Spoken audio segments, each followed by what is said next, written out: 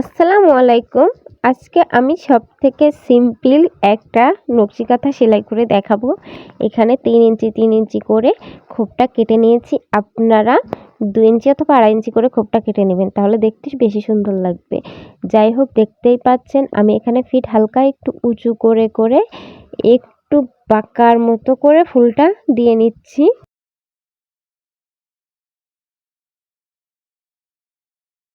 এখন আবারও নিচের দিকে নিয়ে এসে টেনে উপরের দিকে নিয়ে গেছি। আবারও এখন ফিটটা উঁচু করে ধরছি, আবার ছেড়ে দিব। মানে যখন উপরের দিকে নিব তখন হচ্ছে ফিটটা আমি উঁচু করে ধরবো, আর যখন নিচের দিকে নিয়ে আসবো তখন ফিটটা নিচু করে ধরবো। এখন আবারও দেখতে পাচ্ছেন প্রতিটা খোপের 2 সাইডে বাঁকা করে করে আমি হচ্ছে ফুলের যে পাপড়ি সেগুলা দিয়ে নিচ্ছি। এটা কিন্তু একদম সিম্পল এবং ইজি একটা নকশি কাঁথা। এখন আবারও একটু বাঁকা করে আমি এখানে করে নিচ্ছি, পাপড়ি দিয়ে নিচ্ছি। দেখতেই পাচ্ছেন কেমন লাগতেছে।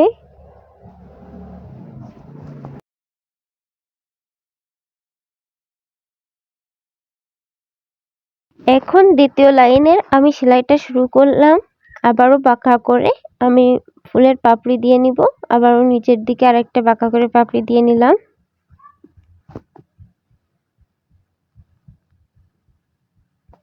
আমার চ্যানেলটি যদি কেউ নতুন দেখে থাকেন, অবশ্যই আমার চ্যানেলটি সাবস্ক্রাইব করবেন এবং লাইক, কমেন্ট, শেয়ার অবশ্যই করবেন।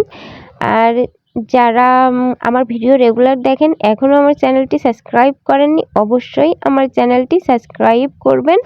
আর কে কেমন ধরনের ভিডিও দেখতে পছন্দ করেন কমেন্ট করে জানাবেন, আমি চেষ্টা করব তেমন ধরনের ভিডিও আপলোড দেওয়ার জন্য।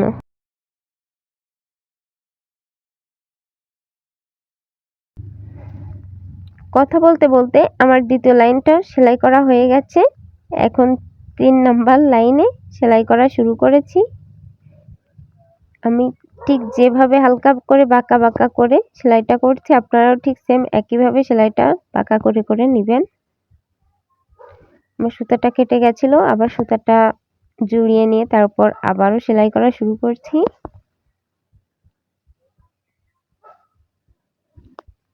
সব সময় এইখানে হচ্ছে বেশি ফিটটা ওঠানো নামানো, এটাই হচ্ছে একটু কষ্টকর, কিন্তু একবার করতে করতে অনেকবার প্র্যাকটিস করলে, 2-3 বার প্র্যাকটিস করলে এমনিতে আপনাদের কাছেও সহজ হয়ে যাবে। তখন দেখবেন যে সুন্দর করে করে বেবি নকশি কাঁথাগুলো সেলাই করার মজাই আলাদা। ঠিক একইভাবে আমি এই পাশের 2টা লাইনে সেলাই করে নিব। এখন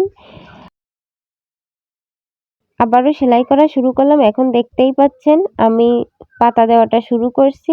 আমার এই প্রতিটা খোপে 4টা করে করে পাতা হচ্ছে, 2টা দেওয়া ছিল আর 2টা বাঁকা করে দেওয়া শুরু করছি।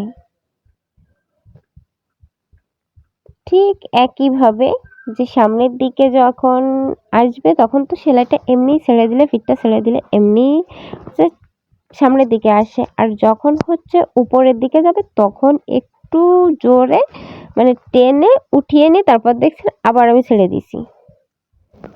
ঠিক এইভাবে আমাদের এই বেবি নকশি কাঁথাটা কমপ্লিট করতে হবে।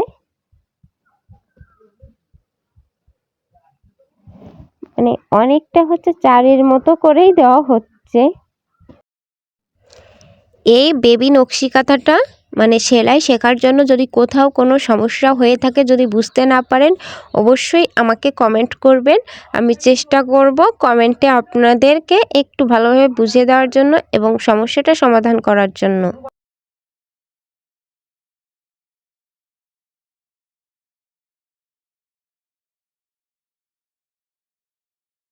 আসলে সত্য কথা বলতে কি, শেখার কোনো শেষ নাই, আর প্রতিটা কাজ শিখে রাখলে কখনো অকাজে যায় না।